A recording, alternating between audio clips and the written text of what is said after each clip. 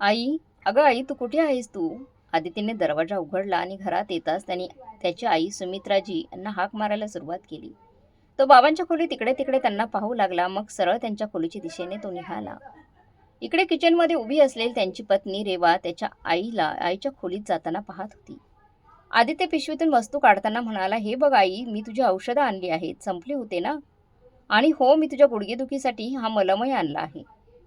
सुमित्राजींनी आपल्या मुलाच्या हातातून ते औषध घेतलं आणि त्याच्या डोक्याला प्रेमाने हात लावत त्या म्हणाल्या, देव तुझ्यासारख्या मुलगा सर्वांना देव. आदित्य हसत हसत म्हणाला, अगाई, जगात सर्वात भाग्यवान कोणी असेल तर तो मी आहे. मला तुझ्यासारखी आई मिळाली आहे. मला आठवतं, मी लहान होतो तेव्हा तापाने त्रस्त असताना रात्रभर तू मला तुझ्या मांडीवर बसवायचीस. कधी थंड पाण्याच्या पट्ट्या कधी माझ्या डोक्यावर ठेवायचीस, तर कधी ती मला औषधं द्यायचीस. माझ्या हट्टामुळे तू मला तुझ्या हाताचा झुला करून झोपी घालायचीस. आदित्य अभिनय करत त्याच्या आईला दाखवत होता कसं त्याची आई त्याला हातचा झोका करून झोपी घालायची. सुमित्राजी त्याच्याकडे पाहून हसल्या. तेव्हा दारात उभी असलेली रेवा त्यांना पाहत होती. ती तिच्या कमरेवर हात ठेवत टोमणे मारत होती. अरे वा, तुम्हाला तुमच्या आईसोबत बसायला वेळ आहे. त्यांच्यासोबतच्या बालपणीच्या आठवणीने उजाळा मिळत आहे. पण तुमच्याकडे तुमच्या पत्नीशी बोलायलाही वेळ नाही. आदित्य आश्चर्याने दरवाजाकडे पाहू लागला. रेवा अतिशय रागाने उभी होती.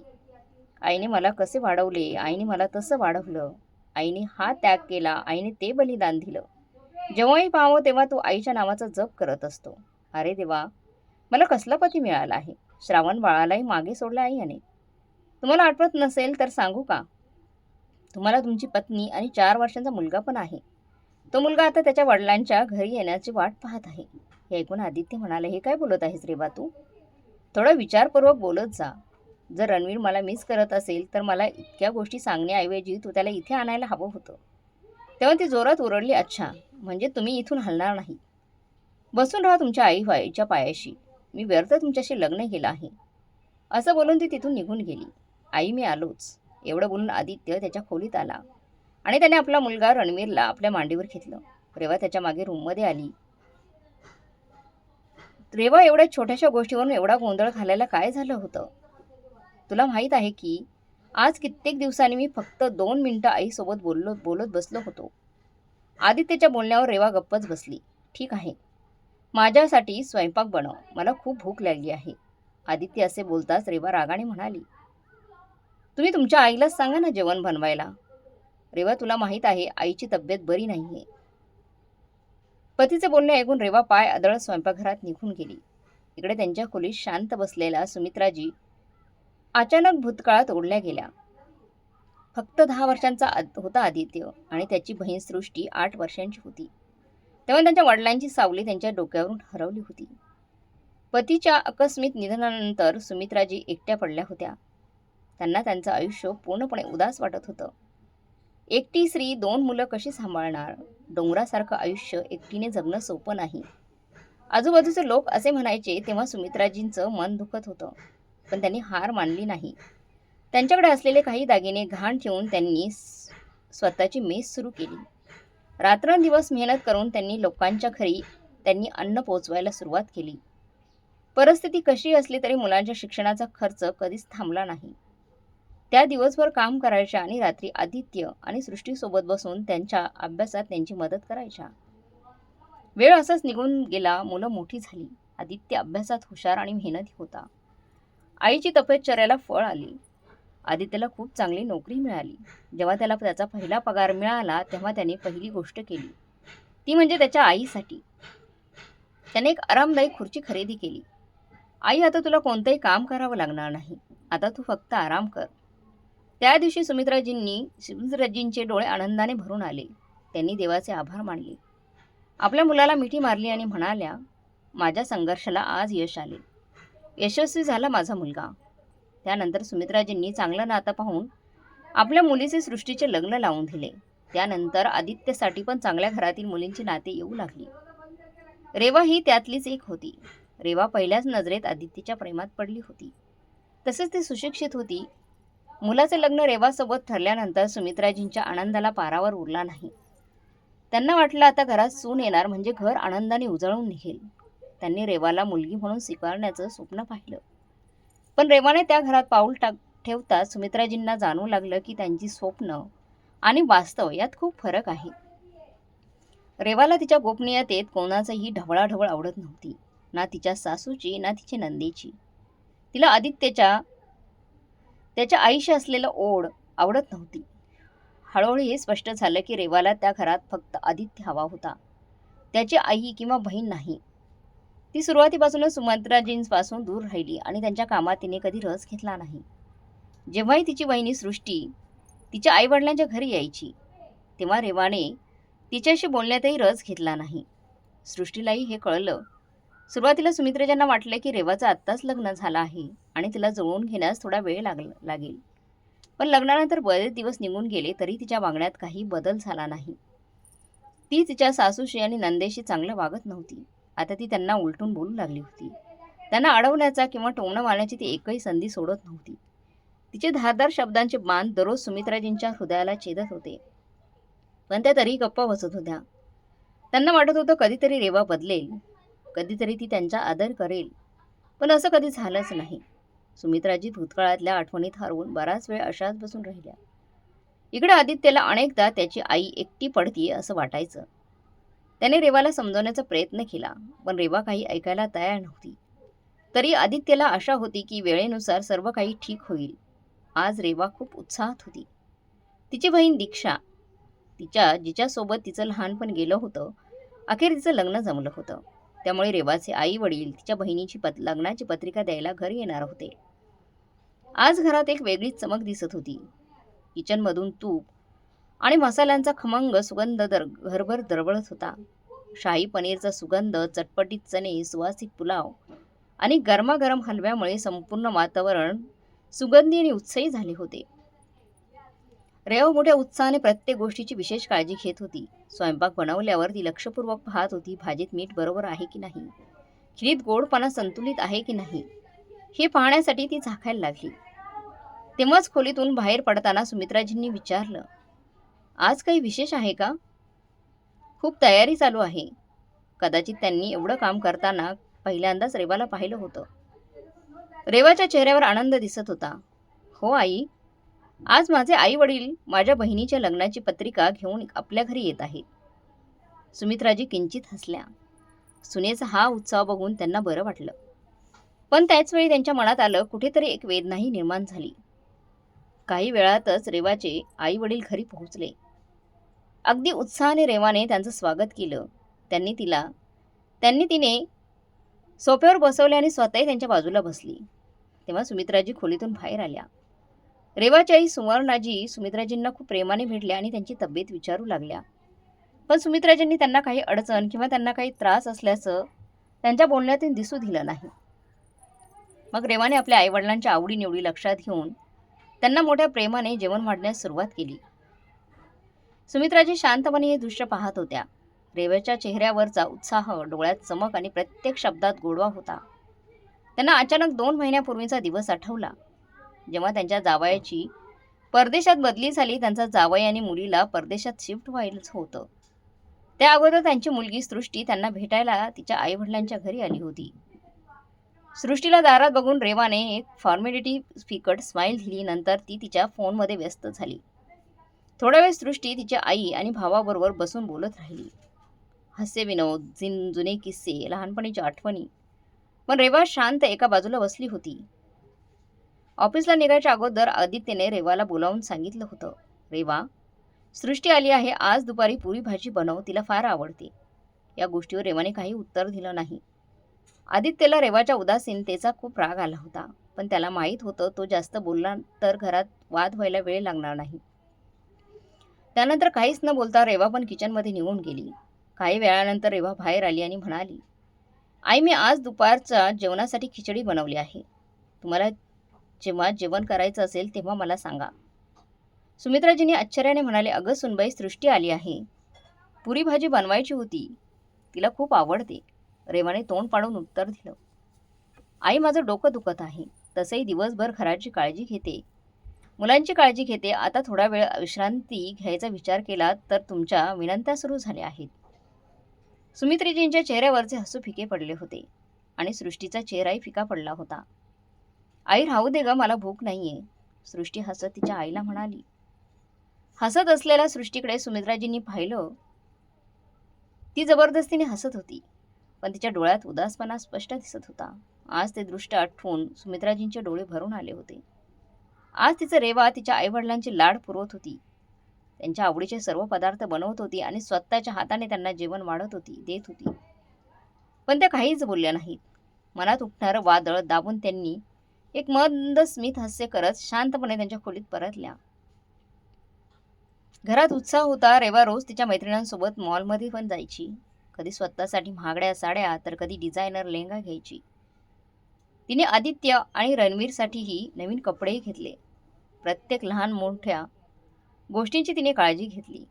पण सुमित्राजींसाठी तिने काही विकत घेतलं नाही. दररोज बाजारातून मोठमोठ्या बॅग घेऊन चेहऱ्यावर चमक आणि डोळ्यात आनंद घेऊन ती परत येत असायची. त्यानंतर तिच्या आईशी फोनवर बोलायची. लग्नाच्या तयारीची चर्चा, दागिन्यांची, कपड्यांची चर्चा, नातेवाईकांची यादी, सर्व विषयावर ती चर्चा करायची. आता लग्नाची पत्रिका आली होती. संपूर्ण कुटुंबाला आमंत्रित केलं होतं. रेवा लग्नाचे कार्ड हातात घेत कॉलवर उत्साहाने म्हणाली, आदित्य, प्लीज लग्नासाठी काही दिवसांची रजा घे. लग्नाला फक्त 15 दिवस उरले आहेत. पूर्ण आठवडा आपल्याला तिथेच राहावंच आहे. तिथेच राहावं लागणार आहे. हे ऐकून आदित्य गप्प राहिला. आज आदित्य ऑफिसमधून लवकर परतला होता. घरात आल्यावर त्याला समजले की घरात पूर्ण शांतता आहे. कदाचित रेवा घरात नव्हती. तो इकडे तिकडे बघू लागला. काय झालं आई?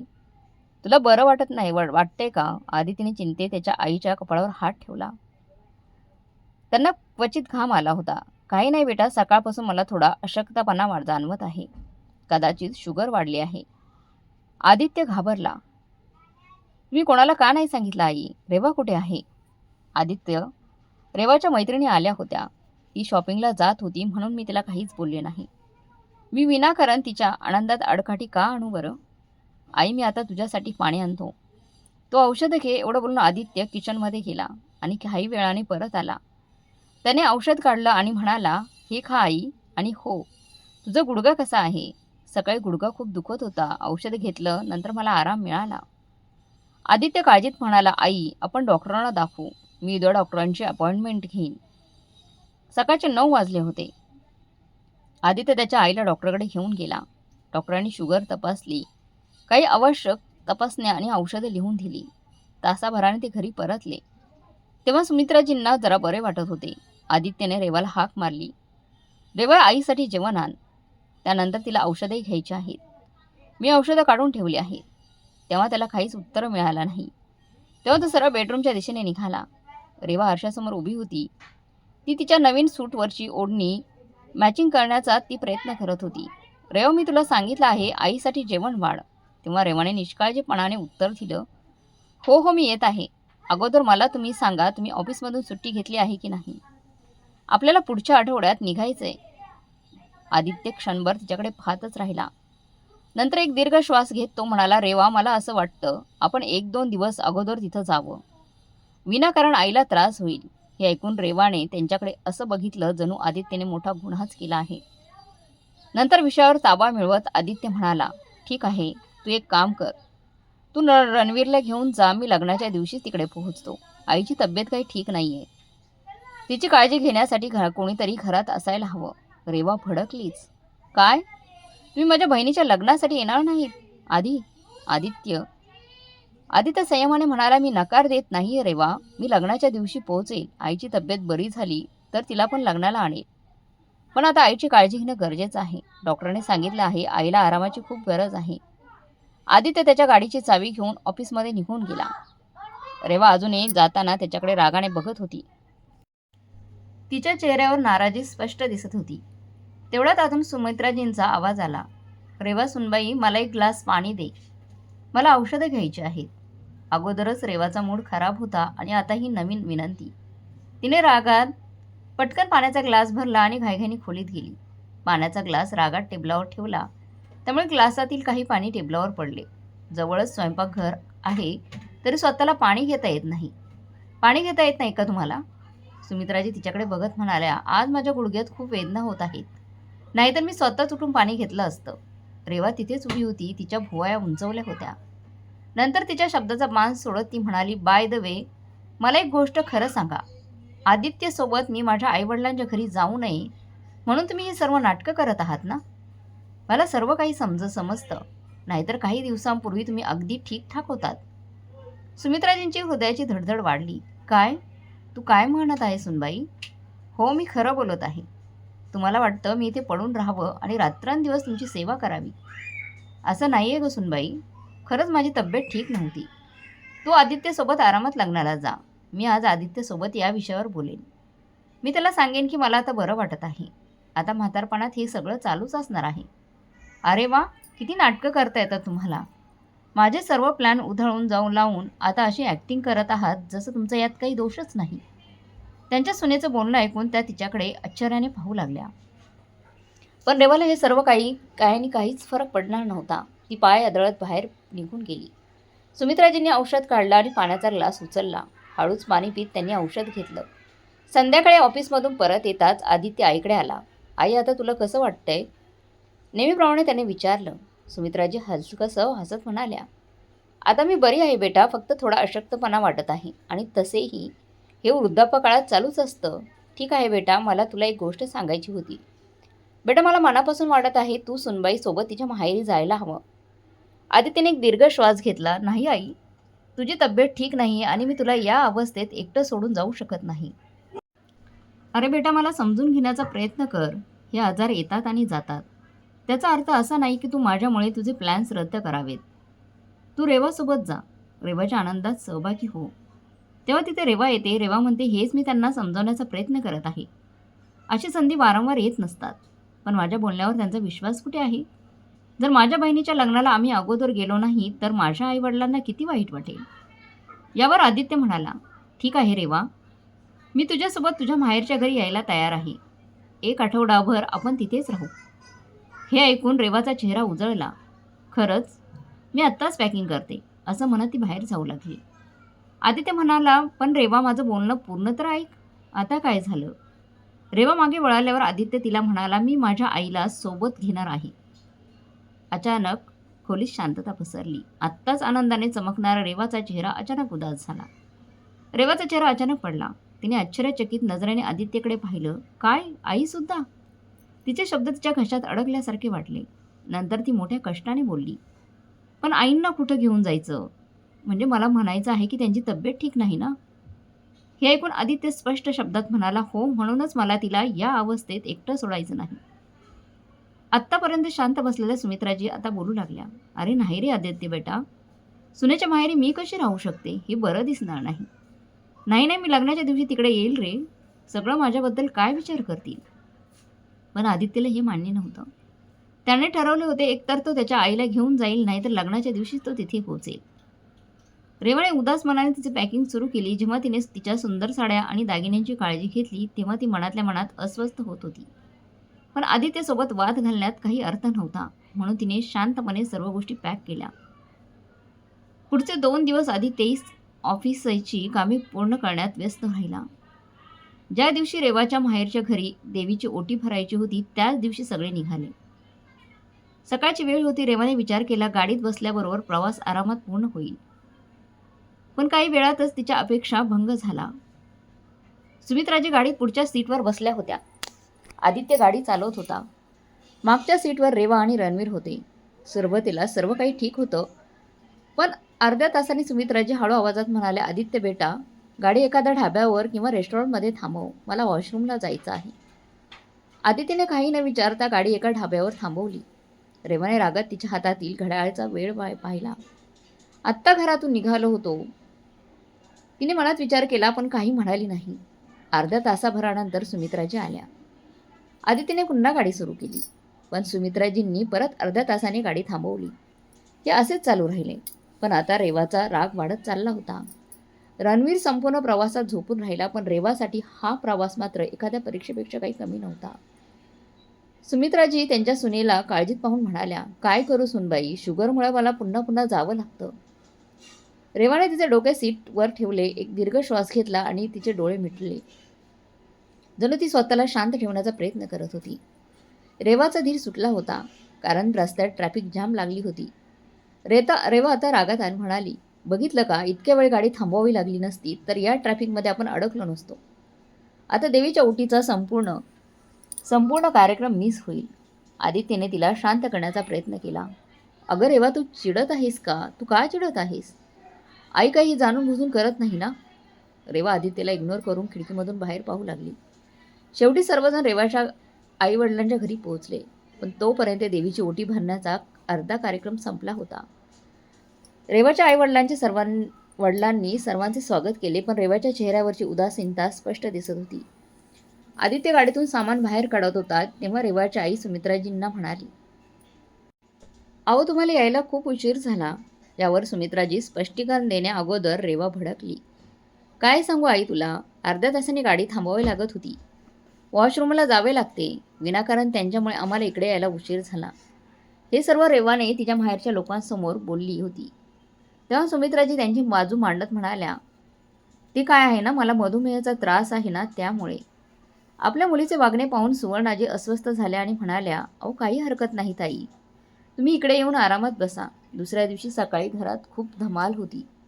कुणी स्वयंपाकघरात नाश्ता बनवत होतं तर कुणी लग्नाच्या इतर कामामध्ये व्यस्त होते.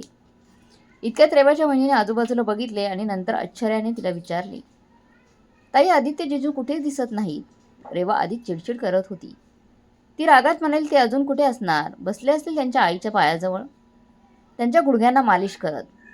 त्यांना फक्त त्यांच्या आई हवी असते. त्यांना माझी काळजीच नाही. आई पण जेव्हा पाहावं तेव्हा गुडघेदुखीचं निमित्त करून खाली बसतात.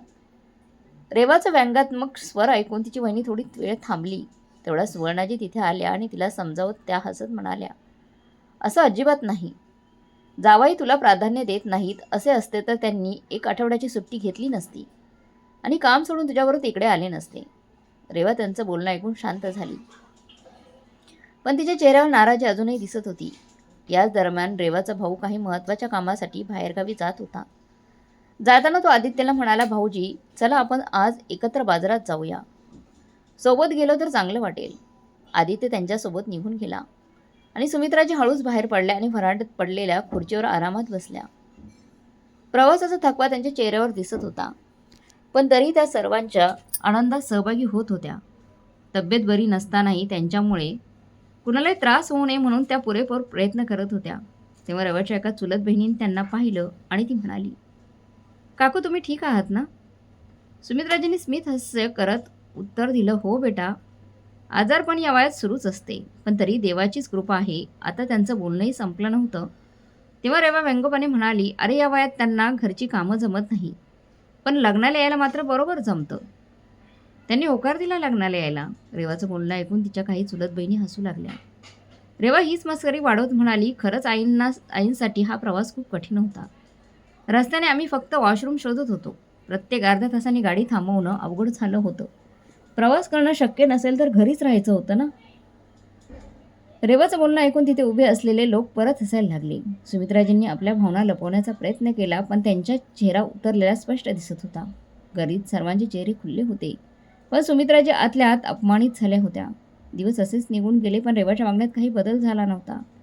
तिला आजही असं जाणवत होतं, तिच्या सासूमुळे तिच्या आयुष्यातील रंग खराबच झालेले आहेत. तिची सासू आज इथे नसती तर कदाचित तिला आणखी जास्त मजा करता आली असती. त्यामुळे रोज कुठल्या ना कुठल्या बहाण्याने ती तिच्या सासूला टोमणे मारत हसायची.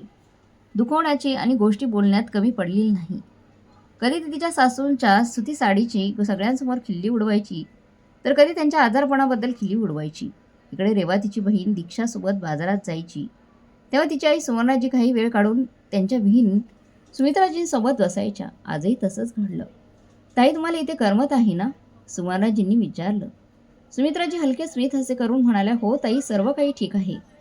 त्यांच्या डोळ्यांनी त्यांची मनस्थिती व्यक्त केली, पण त्या तोंडातून काहीच बोलल्या नाहीत. अखेर लग्नाचा दिवस उजडला. संपूर्ण घरात आनंदी वातावरण होतं. लग्नाची मिरवणूक आली, सर्व विधी पूर्ण झाले आणि नंतर वधूला निरोप देण्याची वेळ आली. सर्वांचे डोळे भरून आले होते. सुवर्णाजी आणि त्यांच्या पतीने त्यांच्या मुलीला मिठी मारली आणि तिचा निरोप दिला. आता लग्नाचा थकवा सर्वांवर हावी होऊ लागला होता. रेवा आणि आदित्यने विचार केला की ते 1 दिवस आराम करतील आणि मग दुसऱ्या दिवशी त्यांच्या घरी परततील. रात्र झाली, सर्वजण आपापल्या खोलीत झोपायला गेले. दुसऱ्या दिवशी सर्वजण जागे झाले तेव्हा अचानक घरभर एक मोठी किंकाळी घुमली. आवाज ऐकता संपूर्ण घर हादरलं. सगळ्यांना धक्का बसला आणि आवाजाच्या दिशेने सर्वजण धावले. हा आवाज सुवर्णाजींचा होता. सर्वजण घाबरून त्यांच्याकडे धावले. दरवाजा उघडताच समोर दिसणारे दृश्य पाहून सर्वजण थक्क झाले. सुवर्णाजी जमिनीवर पडल्या होत्या आणि वेदनेने आक्रोश करत होत्या. त्यांचा आरडाओरडा ऐकून घरभर धावपळ सुरू झाली.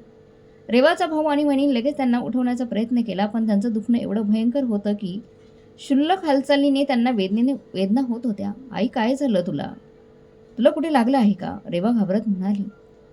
सुवर्णाजींनी वेदनेने डोळे मिटले होते. त्यांच्या चेहऱ्यावर वेदना स्पष्ट दिसत होती. रेवाचा भाऊ आणि वहिनी त्यांना दवाखान्यात घेऊन गेले. आईची अवस्था पाहून रेवालाही काळजी वाटली. ते लोक घरी परतल्यावर रेवाने विचारलं, काय झाले आईला? काय म्हणाले डॉक्टर? सर्व ठीक आहे ना? तेव्हा तिचा भाऊ म्हणला, आई पडल्यामुळे स्नायूंमध्ये प्रचंड ताण आला आहे. त्यामुळे खूप वेदना होत आहे. डॉक्टरांनी सांगितलं आहे तिला आरामाची गरज आहे. हे ऐकून रेवाने सुटकेचा निश्वास सोडला. निदान मोठी दुखापत झाली नव्हती. सुवर्णाची घरी परतल्या तेव्हा त्यांना बेडवर आरामात झोपवले. आता रेवा गोंधळली होती. आदित्यची सुट्टी संपली होती. त्यांना परत जायचं होतं, पण रेवाला तिच्या आईला या अवस्थेत सोडावंसं वाटलं नाही. ते आदित्यला म्हणाले, आदित्य, मी आता माझ्या आईला या अवस्थेत एकटं सोडू शकत नाही. मी अजून काही दिवस इकडे राहते. आदित्यने क्षणभर विचार केला आणि नंतर होकार देत म्हणाला, ठीक आहे, आईला काही त्रास होणार नाही याची काळजी घे. मी आईसोबत परत जात आहे. मलाही तिथं ऑफिस जॉईन करायचं आहे. माझी सुट्टी संपली आहे. जेव्हा इथं सर्व काही ठीक होईल तेव्हा तुम्हाला फोन कर. रेवाने होकार दिला. आदित्य त्याची आई सुमित्राजींसोबत घरी परतला. सुवर्णाजी आता स्वतःहून उठू शकत नव्हत्या, म्हणून रेवा आणि तिची बहिणी त्यांना आधार देत वॉशरूममध्ये घेऊन जात होत्या. एक दोनदा सगळं सुरळीत झालं, पण जेव्हा तिसऱ्या वेळी सुवर्णाजींनी त्यांच्या सुनेला आवाज दिला तेव्हा तिच्या चेहऱ्यावरची चिडचिड स्पष्ट दिसत होती. त्यांनी मंद आवाज दिला, सुनबाई, मला थोडा आधार दे. वहिनीने दीर्घ श्वास घेतला आणि अनिच्छेने जागेवरच उठली. तिने आईला आधार दिला आणि बाथरूममध्ये नेलं, पण नंतर परत बेडवर आईला बसवताना बडबड करू लागली. तुम्ही माणूस आहात की पाण्याची टाकी? इतकं पाणी का पिता ज्यामुळे तुम्हाला पुन्हा पुन्हा बाथरूमला जावं लागतं? यावेळेस मी तुम्हाला आधार दिला, पण पुढच्या वेळी मी काही हे करणार नाही हा. रेवा तिच्या बहिणीचं बोलणं ऐकून थक्क झाली. तिला तिच्या कानांवर विश्वास बसला नाही. वहिनी, तुम्ही आईसोबत असं बोलू शकता का? असं कसं बोलू शकता? आई खूप संकटात आहेत आणि तुम्ही असं बोलता आईशी? वहिनी रागाने म्हणाले, अरे देवालाच माहिती, खरोखर त्या संकटात आहेत का काम न करण्याचा निमित्त शोधत आहेत त्या. मला असं वाटते की हे सर्व त्यांचे ढोंग आहे. असे बोलून वहिनी तिथून निघून गेली. रेवा क्षणभर स्तब्ध झाली. तिची वहिनी आदर्श सून म्हणून ओळखली जायची. आज त्यांच्या तोंडून आपल्या आईसाठी असे शब्द त्या बोलतील असे तिला कधीच वाटले नव्हते. रेवाने तिच्या आईच्या चेहऱ्याकडे पाहिले. सुवर्णजींच्या डोळ्यात उदास भाव दिसत होते. भूतकाळातील अनेक घटना रेवाच्या मनात घुमू लागल्या. तिने तिच्या सासूबाई सुमित्राजी यांच्याशी केलेली वर्तणूक, त्यांचे गुडघेदुखीवरती केलेली मस्करी, प्रवासात वारंवार वॉशरूमला जावे लागले यावर केलेली चेष्टा आणि स्वतःची त्यांनी नेहमी टोमणे मारायची ती सर्वांसमोर सासूची चेष्टा करायची. कदाचित देव तिला तिच्या कृत्याची शिक्षा देत असतील का? आतूनच तिचा श्वास गुदमरायला सुरुवात झाली होती. त्यांची सून किचनकडे जाऊ लागली तेव्हा सुवर्णाजींनी हळू आवाजात तिला हाक मारली. सुनबाई, आज रात्रीच्या जेवणात पनीर मसाला बनव. रेवाला खूप आवडतं. पण त्यांची सून काहीच उत्तर न देता स्वयंपाकघरात गेली. सुवर्णाजींना वाटलं कदाचित तिला ऐकू गेलं नसेल, पण काही वेळाने जेव्हा ती स्वयंपाकघरातून बाहेर आली तेव्हा तिच्या चेहऱ्यावर कोणतेच भाव दिसत नव्हते. खिचडी बनवली आहे.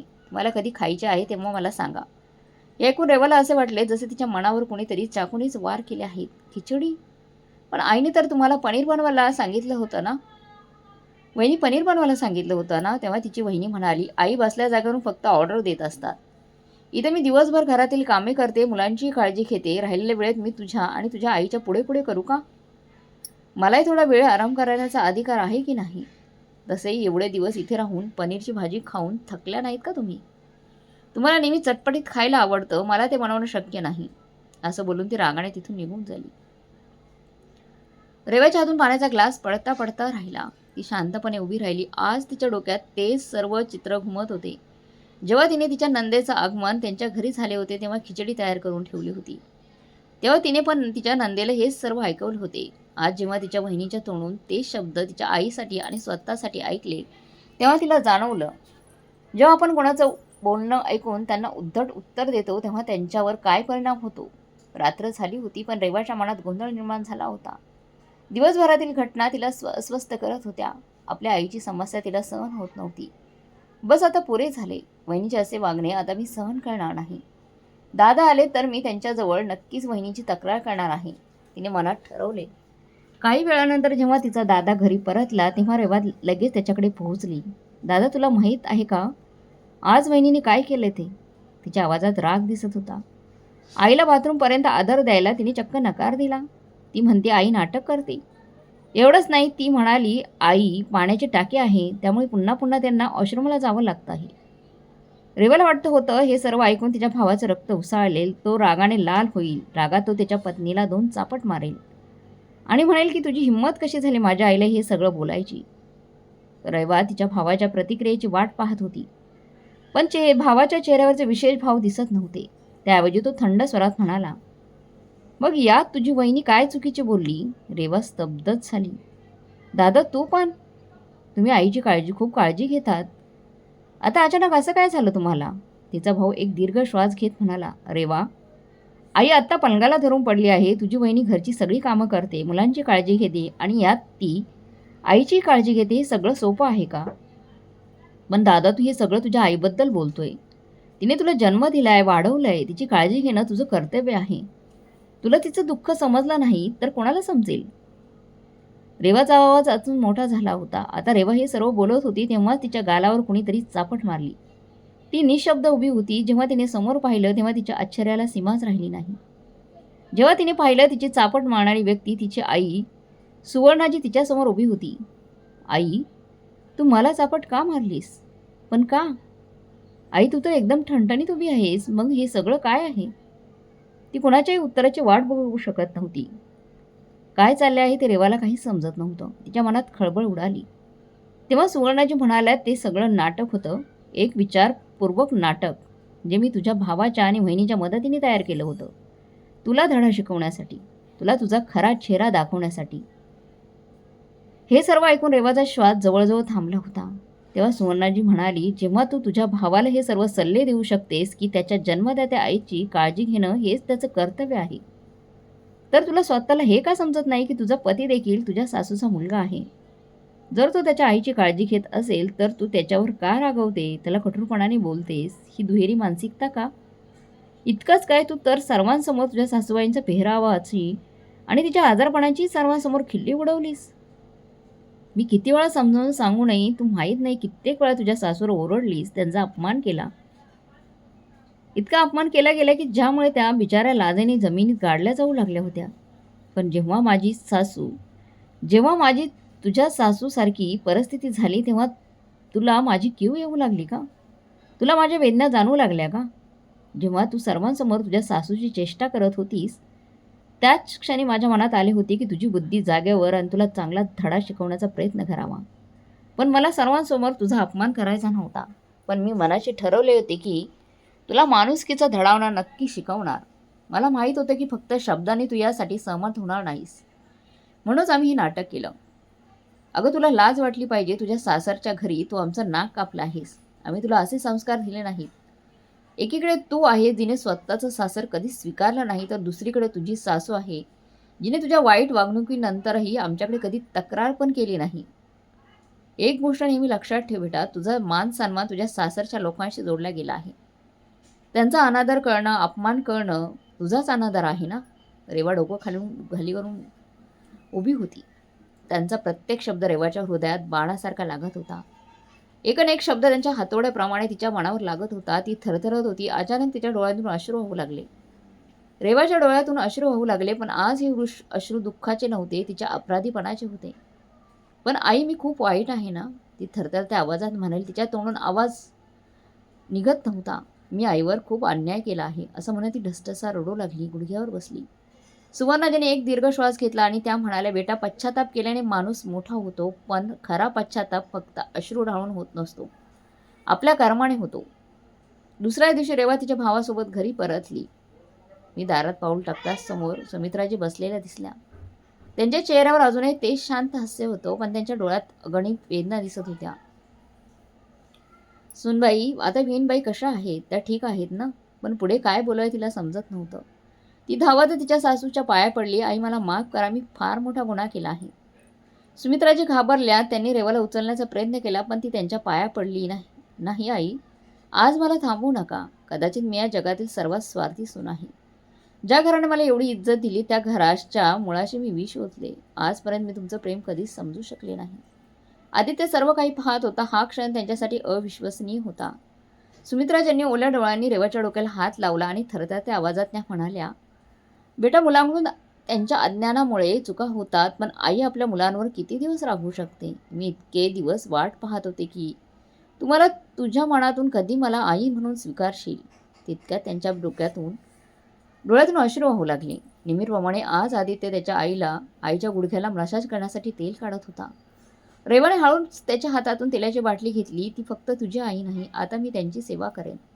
आदित्यला धक्काच बसला. सुमित्राजींचे डोळे ओले झाले, पण यावेळी ते अश्रू दुःखाचे नव्हते, ते आनंदाचे अश्रू होते. आता रेवा ही त्यांची सून नव्हती, तर त्यांची मुलगी होती, जिला उशिरा का होईना पण नात्यांचं महत्त्व कळालं होतं. तर मग मित्रमैत्रिणींनो, तुम्हाला काय वाटते? जशाच तसं वागल्याशिवाय काहींच्या डोक्यात प्रकाशच पडत नाही, जसा रेवाच्या पडला नाही.